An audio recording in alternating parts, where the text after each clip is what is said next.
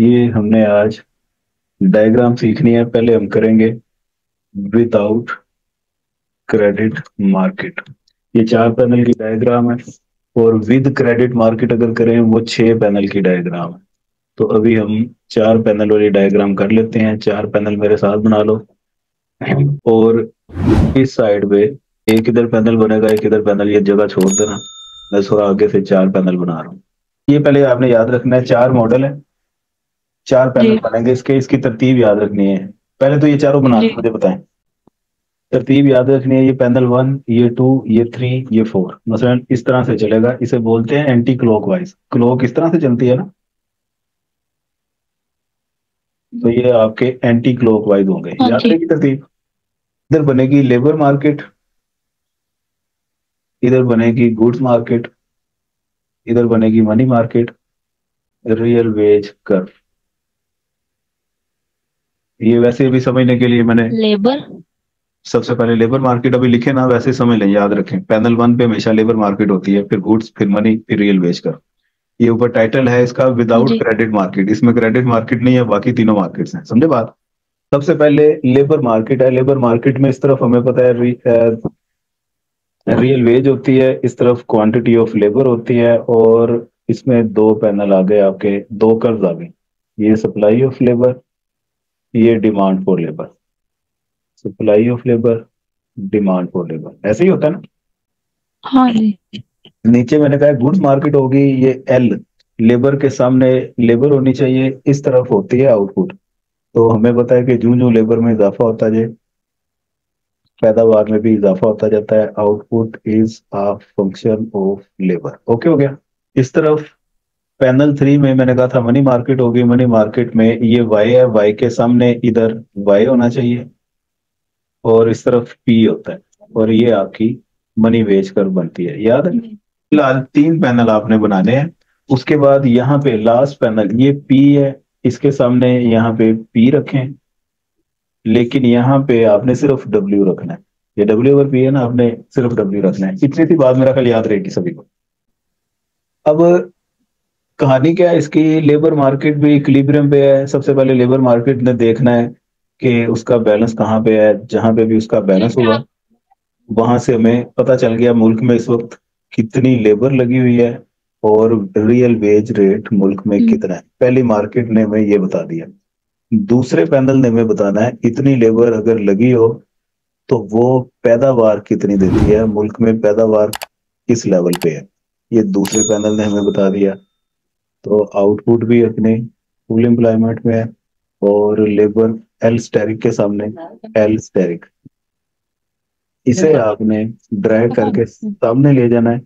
तीसरा पैनल हमें बताएगा अगर इतनी लेबर और आउटपुट प्रोड्यूस हो रही हो तो मुल्क में प्राइस लेवल कितना होगा। ये तीसरा पैनल हमें बताएगा। तो ये वाई एफ के सामने वाई एफ आ गया, तरफ पी स्टेरिक आ, और ये 45 डिग्री की लाइन पैनल 45 डिग्री का मतलब है ये यहाँ से और यहाँ से दोनों के दरमियान में होगी। पी और डब्ल्यू के दरमियान में होगी, बराबर फासला होगा 45 डिग्री। तो ये आपकी डब्ल्यू ओवर पी कर्व है। इस पी को खींच के ऊपर ले जाओ, और जहां पे ये इंटरसेक्ट करे इधर ले आओ। ये पहली मार्केट में इक्विलिब्रियम, इसे ए पॉइंट बोल दो। यहाँ पे इक्विलिब्रियम है गुड्स मार्केट का, इसे बी बोल दो। इधर सी बोल दो, इधर डी बोल दो। तो ये आपके फुल एम्प्लॉयमेंट का एक मॉडल है जिसमें तमाम मार्केट्स अपने तवाजन में। इसकी एक्सप्लेनेशन असल में आपने लिखनी है, और यही आपका आज का होमवर्क है। इसको लिखें। हर पैनल की एक एक पैराग्राफ बना ले। मतलब पैनल 1, वन में है लेबर मार्केट, उसमें आप बताएंगे लेबर मार्केट में demand for labour and supply of labour, इन दोनों का इक्विलिब्रियम ए पॉइंट पे है, जहाँ पे इक्विलिब्रियम वेज रेट और इक्विलिब्रियम क्वांटिटी ऑफ लेबर ये डिटरमिन हो गई। फिर ये आपने कहना है ये गुड्स, गुड्स मार्केट में हमें मैक्सिमम लेवल पे आउटपुट कितनी प्रोड्यूस हो रही है वो पता चल गया, जो कि पी पॉइंट पे है इक्विलिब्रियम। सी पैनल में इक्विलिब्रियम मार्केट का पॉइंट सी पे है, जहां पे मनी मार्केट अपने इक्विलिब्रियम पे है। और फाइनली डी मार्केट में पैनल 4 में डी पॉइंट पे इक्विलिब्रियम पे है और रियल वेज इतनी चल रही है। तो ये अभी फिलहाल आप इतना ही काम रखें, इसकी एक्सप्लेनेशन ये असल में आपका होमवर्क है। देखते हैं कौन इसकी ज्यादा अच्छी एक्सप्लेनेशन करता है। ये चारों पैनल की डायग्राम बनाए और ये इसकी एक्सप्लेनेशन करके मुझे चेक करवाएं, ठीक है। जी बाकी फिर इसमें 6 पैनल की डायग्राम बनेगी। लास्ट टाइम जो 4 पैनल की डायग्राम बनवाई है मैंने, वो बनी हुई है। हाँ मैंने जी। कहा था उसके साइड पे 2 पैनल और बनेंगे, उसकी जगह छोड़ दो। अगर तो वो बने हुई है तो फिर उसी पे ही मैं करवा देता हूँ, नहीं तो फिर जीरो से आपको बनानी पड़ेगी। अब पहले में जो लेबर मार्केट है, इधर एक यूं करके एक यूं काटा लगाना है हमने, हाँ जी, हाँ जी, ऐसे ही। इधर W/P, इधर L, जी जी। और L के सामने इधर L और इधर हाँ Y। जी, इधर यूं करके एक पहाड़ी सी बनानी है, हाँ जी, Y के सामने इधर Y और इधर P, जी ये, और P के सामने इधर P और इधर W। इस इक्विलिब्रियम को खींच के इस तरह ले आना है, हाँ जी, इधर से इसको खींच के इधर ले जाना है, हाँ जी, इधर से इसको ऊपर पहले 45 डिग्री की लाइन बनानी है इधर, जी इसके बाद इसको खींच के इधर ले जाना। इसे नाम दे दिया A B B C C D। और डी। इसको यहाँ पे ले आए। पहले पैनल ने हमें बता दिया कि रियल वेज मुल्क में कितनी है और जी लेबर कितनी काम कर रही है। दूसरे पैनल ने हमें बता दिया इतनी लेबर काम कर रही है तो वो पैदावार कितनी प्रोड्यूस कर रही है। तीसरे पैनल ने हमें बता दिया इतनी पैदावार प्रोड्यूस हो रही है तो जी कीमतें क्या है इस वक्त मुल्क में। चौथे ने बता दिया कीमतें हों तो नॉमिनल वेज कितनी है। आसान था है। जी। हाँ जी, अब यहाँ पे क्या होगा, क्रेडिट मार्केट बनेगी। क्रेडिट मार्केट का रेट ऑफ, ये पैनल 5 है, ये 6 है, ये याद रखना। जी जी। क्रेडिट मार्केट में रेट ऑफ इंटरेस्ट का रिलेशन बनता है इन्वेस्टमेंट और सेविंग दोनों के साथ, ऐसे ही है ना? जी इधर भी एक कांटा लगेगा, ये सेविंग का पॉजिटिव रिलेशन होता है, इन्वेस्टमेंट का नेगेटिव। नेगेटिव। ये आ गया सेविंग, ये आ गई इन्वेस्टमेंट। और इसको आपने यहाँ का ध्यान रखना, नीचे वाली पैनल में क्या जी बनेगा, सेविंग कर बनेगी। इधर सेविंग, ये वाई है तो जी वाई के सामने इस तरफ भी आपने वाई ही लेना है, ओके। जी। यानी कि वाई वाई वाई, इस तरफ वाई वाई, सामने वाई वाई होना चाहिए, वाई वाई वाई वाई। हाँ जी, हाँ जी, ये एल है तो इसके सामने एल, पी है तो इसके सामने पी, सेविंग है तो जी इसके सामने सेविंग, और लेकिन इधर साथ इन्वेस्टमेंट। बहरहाल अभी जी। इस पॉइंट को खींच के नीचे ले आओ, ये, हाँ जी, और जी इस पॉइंट को खींच के इधर ले आओ, ये हाँ जो जी, इंटरसेक्शन बना, एक को आप कह दो ई, इसे आप कह दो जी एफ। तो ये जीरो से नहीं आपने लाइन गुजारनी, इस तरह नहीं करना। जीरो से थोड़ा सा पहले यहां से एक लाइन स्टार्ट करो और ये एफ में से गुजार दो। ये आपकी सेविंग कर, ऊपर वाली सेविंग ये जीरो से स्टार्ट होगी, नीचे वाली सेविंग हाँ जीरो से स्टार्ट नहीं होगी। अगले चैप्टर फीस वाले में ये बात क्लियर करूंगा, मैं भी सिर्फ इतना याद रखो, ये जो ऊपर वाली जी सेविंग है ये जीरो से स्टार्ट होगी, नीचे वाली थोड़ा सा राइट से स्टार्ट होगी, जीरो से नहीं स्टार्ट होगी। समझे बात? जी क्यों? जी। क्योंकि ये सेविंग हम इनकम के साथ रिलेट कर रहे हैं। Saving is a function of income, जो जो इनकम में इजाफा हो बचतों में भी इजाफा होता रहता है। ये वाली सेविंग हम जी रेट ऑफ इंटरेस्ट के साथ रिलेट कर रहे हैं, उसके साथ इसका जी। पैटर्न ये होता है। तो ये आपकी 6 पैनल की डायग्राम हो गई कंप्लीट, ठीक है। तो ये हाँ काम जी, कर ठीक। लो। एक आखिरी टॉपिक इसका रह गया है, वो जी क्रिटिसिज्म क्लासिकल थ्योरी का, वो कल करवा जी के परसों फिर नया चैप्टर स्टार्ट कर लेंगे। शाम के बाद इसका इम्पोर्टेंट काम है, क्योंकि ये बात क्रिटिकली कहता है एक्सप्लेन करें classical theory of income and employment. Critically का मतलब इसका तनकीदी जायजा भी लें। तो ये वाली जी। डायग्राम हमने कर ली, इसके साथ ही आगे इसका क्रिटिसिज्म होना चाहिए। ये भी 6 पैनल वाली भी कर ली थी हमने विद क्रेडिट। ये आ गया criticism of classical theory. Classical की कुछ बातें थी जो क्लासिकल के दौर में तो सूट करती थी, लेकिन आहिस्ता आहिस्ता दौर एडवांस हो रहा था और लोगों के नए मसाइल वो सामने आ रहे थे, और क्लासिकल की जो पुरानी बातें हैं उनके मुताबिक इकोनॉमिक्स में प्रॉब्लम आना शुरू हो गई। अब आपको पता है कि जैसा कि 18वीं और 19वीं सदी में क्लासिकल का दौर वो स्टार्ट हुआ, और वो कहते थे कि हमेशा लेसिस फेयर इकोनॉमी होती है। लेसिस फेयर का मतलब है गवर्नमेंट का कोई अमल दखल नहीं होता और गवर्नमेंट इंटरवेंशन नहीं करती लोगों के पब्लिक अफेयर्स में। तो बस गवर्नमेंट की इतनी जिम्मेदारी होती है, उसने बाउंड्रीज की हिफाजत करनी होती है, इसके अलावा उसने कंज्यूमर और प्रोड्यूसर्स के मामलात में अमल दखल नहीं करता। एक तो ये क्लासिकल का पहला बुनियाद थी। दूसरा ये कहते हैं कि हमेशा परफेक्ट कंपटीशन होता है, मुकम्मल मुकाबला होता है। और इसको भी फिर बाद में तनकीद का निशाना बनाया कई लोगों ने। फिर इसके बेशुमार पॉइंट थे, जिस तरह कीमतें जो सी हैं वो लचकदार होती हैं, ऊपर भी जा सकती हैं नीचे भी जा सकती हैं, और हमेशा मजबूरी तलब मजबूरी रसद के बराबर होती है। जिस तरह सेज लॉ में आपने सीखा कि हमेशा मजबूरी तलब और मजबूरी रसद वो बराबर ही होती हैं।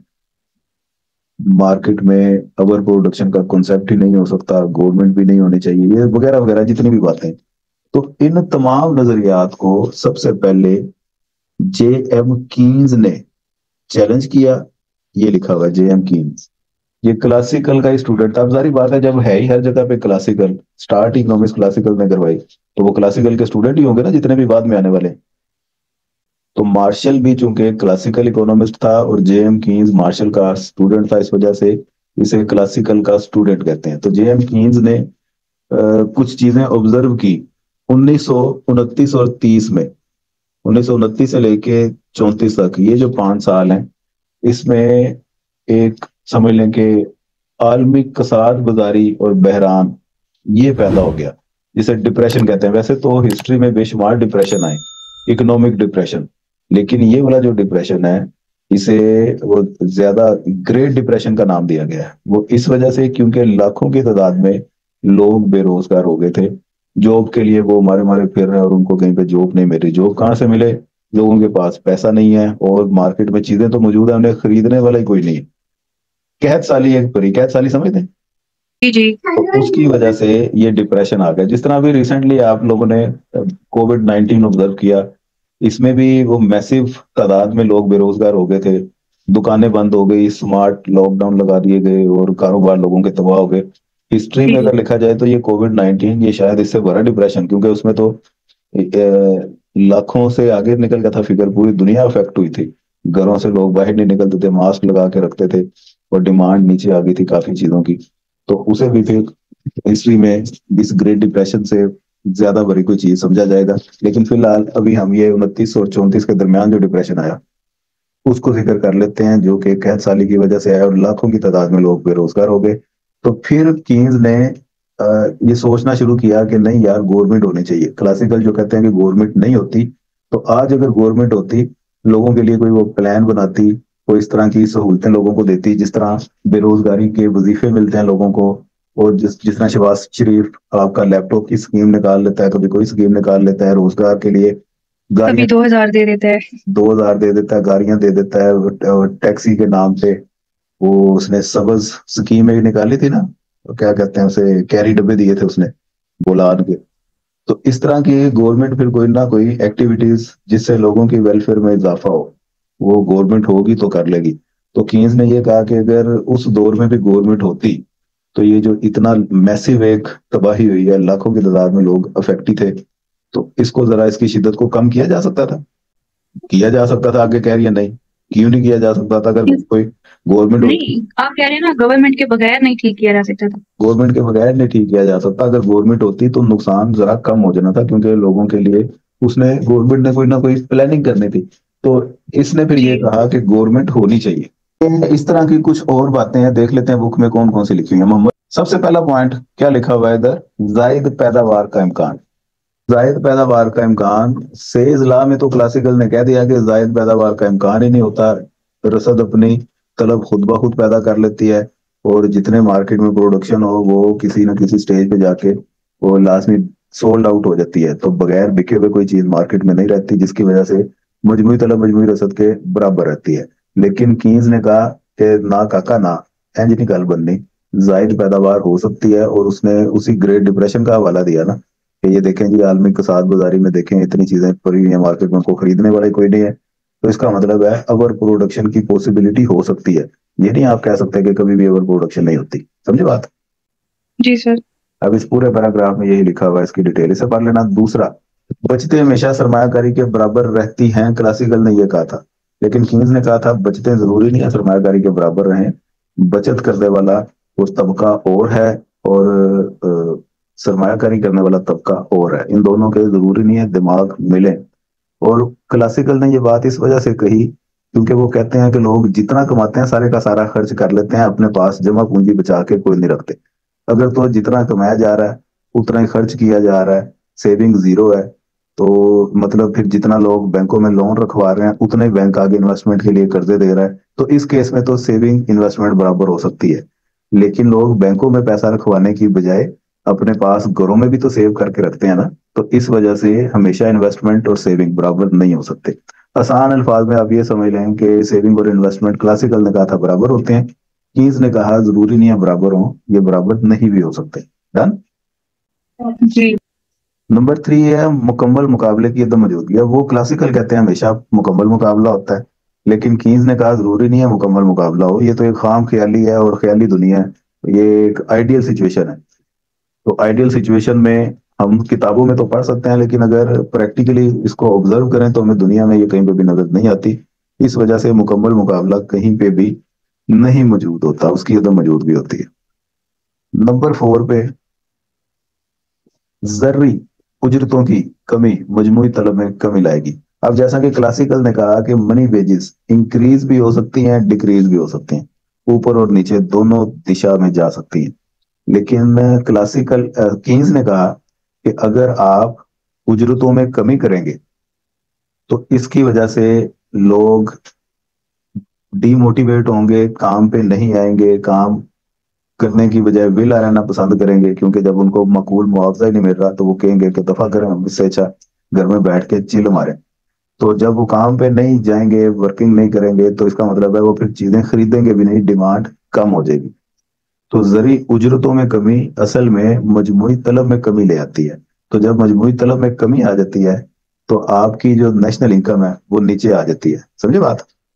तो जब कौमी आमदनी नीचे आ गई, आपकी पैदावार वो नीचे आ गई, तो फिर पैदावार फिक्स तो नहीं ना होती। जिस तरह क्लासिकल कहते हैं कि हमेशा पैदावार जो सी है वो फिक्स रहती है, इससे ज्यादा कम नहीं हो सकती। तो इसने कहा कि कम हो सकती है, क्यों? क्योंकि मजमूई तलब में कमी आ जाती है जब आप वेजेस में कमी करेंगे।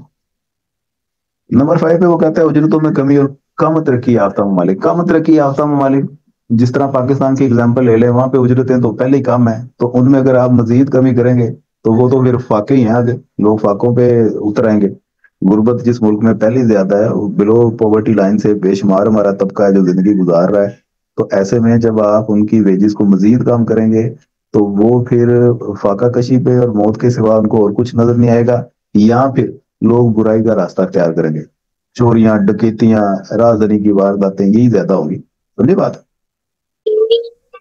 आगे नंबर 6 पे है ट्रेड यूनियन और बेरोजगारी अलाउंसेस। अब क्लासिकल ने अपनी पूरी थ्योरी में कहीं पे भी जिक्र नहीं किया कि ट्रेड यूनियन भी होती हैं और बेरोजगारी अलाउंसेस भी होते हैं। वो उसने जिक्र क्यों नहीं किया? क्योंकि उसने कहा गवर्नमेंट ही नहीं होती, क्योंकि बेरोजगारी अलाउंस ये तो बनानी गवर्नमेंट ने ना, तो जब गवर्नमेंट नहीं है तो अनएम्प्लॉयमेंट अलाउंसेस वो भी नहीं है। वैसे अनएम्प्लॉयमेंट अलाउंसेस होते हैं, आपकी इस गवर्नमेंट में भी हैं। तो आप अगर ग्रेजुएट आपने किया हुआ है, मास्टर किया हुआ है, और आपको कहीं पे जॉब नहीं मिल रही, तो आप अपने यूनियन काउंसिल के दफ्तर जाएं, उनको एक वो फॉर्म आपको देंगे, फिल करके उनको दें, तो वो आपका कोई अलाउंस महीने का मुकर्रर कर देते हैं कि हर महीने आपको इतने पैसे मिलेंगे जब तक आपको नौकरी नहीं मिलती। तो वो गवर्नमेंट होगी तो बनाएगी ना। जी और ट्रेड यूनियन का भी क्लासिकल ने कहीं पे जिक्र नहीं किया, लेकिन जितने भी बड़ी फैक्ट्रियां हैं वहां पे ट्रेड यूनियंस काम कर रही होती हैं। अब जहाँ पे हजारों की तादाद में वर्कर काम कर रहे हो, उन्होंने अपनी यूनियन बनाई होती है। अब मालिक ने अगर अपने मजदूरों से बात करनी है तो एक एक को बुला के लाता लाता तो नहीं ना कर सकता, वो उस यूनियन के लीडर को बुलाएगा और बोल देगा लो भाई तनख्वाहों में आपकी इतनी कमी हो गई है, इतना इजाफा हो गया, सब तक ये बात पहुंचा दो। तो वो ट्रेड यूनियन की वजह से एक तो मालकान पे भी प्रेशर रहता है, क्योंकि वो हड़ताल कर सकते हैं, वो कहेंगे कि भाई हमारा इस्तेसाल हो रहा है, हम अपनी ये कारोबार को, अपने आपकी ये जो मजदूरी है इसको बंद करते हैं, हमारे ये जायज मुतालबात पूरे करें वरना हम हड़ताल पे हैं। तो वो ट्रेड यूनियन ये सारा काम करती हैं, लेकिन उसने क्लासिकल ने इसको बिल्कुल इग्नोर किया है। कीन्स ने कहा है कि इसको इग्नोर नहीं करना चाहिए, ये होते हैं। नंबर 7 मुकम्मल रोजगार नामुमकिन है। इस तरह मैंने आपको पहले बताया कि मुकम्मल रोजगार तो एक आइडियल सिचुएशन है, जी और ये कहीं पे भी आपको नजर नहीं आती, ये ख्याली दुनिया है। प्रैक्टिकल लाइफ में मसले और हैं, किताबी मसले और हैं। एक बंदा जो पीएचडी करके चला जाता है प्रैक्टिकल फील्ड में, तो जरूरी नहीं है अपनी किताबों के बेस पे वो जाके कामयाब होगा और नुकसान नहीं उठाएगा। एक उसके मुकाबले में वो शख्स जिसको प्रैक्टिकली एक्सपीरियंस बहुत ज्यादा है, वो उस पीएचडी से बेहतर है, क्योंकि उसने किताबी इल्म नहीं हासिल किया हुआ, उसको मार्केट की सारी मालूमात है। तो मार्केट की मालूमात अगर प्रैक्टिकली पॉइंट ऑफ व्यू से देखें तो चीजें डिफरेंट होती हैं। तो मुकम्मल रोजगार कहीं पे भी नजर नहीं आता, क्योंकि प्रॉब्लम्स हर इकोनॉमी में होती हैं। एक्सटर्नैलिटीज यहाँ पे लिखा हुआ है। एक्सटर्नैलिटीज का मतलब अंदरूनी और बैरूनी कुछ असरात होते हैं। असरात का वो प्लस में भी हो सकते हैं, माइनस में भी हो सकते हैं। एक फैक्ट्री लग गई और उस फैक्ट्री से गंदा धुआं निकल रहा है, तो वो तो फिर उसका माइनस में गया ना फायदा, पूरी सोसाइटी को उसका नुकसान हो रहा है। सेहतें खराब हो रही हैं, डॉक्टरों के बिल बन रहे हैं, दिहाड़ियां डॉक्टरों की सीधियां हो रही हैं, और लोगों का वो एंग्जाइटी की सिचुएशन क्रिएट हो रही है, इस तरह के मसले। और अगर कोई एक ऐसा स्कूल बन जाता है जो चल पड़ता है इलाके में, उसका नाम हो जाता है, तो उसके साथ एक कंटीन वाला भी आ जाता है, एक यूनिफॉर्म वाला आ जाता है, पिक एंड ड्रॉप सर्विस देने वाले ऑटो रिक्शे वाले वो आ जाते हैं, स्टेशनरी वाला वो अपनी दुकान खोल लेता है। तो उस एक स्कूल ने बाकी बहुत सारे लोगों को कारोबार प्रोवाइड कर दिया। तो ये इसका एक प्लस इफेक्ट भी हो सकता है। तो एक्सटर्नैलिटीज दो तरह से होती हैं, इसका नेगेटिव इम्पैक्ट भी आता है और पॉजिटिव भी आता है। तो इन नेगेटिव और पॉजिटिव इम्पैक्ट को अगर आप सामने रखें तो आइडियल सिचुएशन कहीं पे भी नहीं होती। मसाइल रहते ही रहते हैं हर इकोनॉमी में। इस वजह से मुकम्मल रोजगार ये इम्पॉसिबल है। और वैसे भी जरूरी नहीं है कि जितने भी आपके मजदूर तबका काम कर रहा हो, इसमें वेले हेडर भी होते हैं, तो आपके रिसोर्सेज फुली यूटिलाइज नहीं हो रहे होते, जिसकी वजह से मुकम्मल रोजगार नहीं होता। ओके, यहाँ तक आपका काम है जी। क्लासिकल नजरिया की मुतबादिल वजाहत से ऊपर ऊपर तक यहाँ तक आप देखें, ये चैप्टर आपका कंप्लीट है।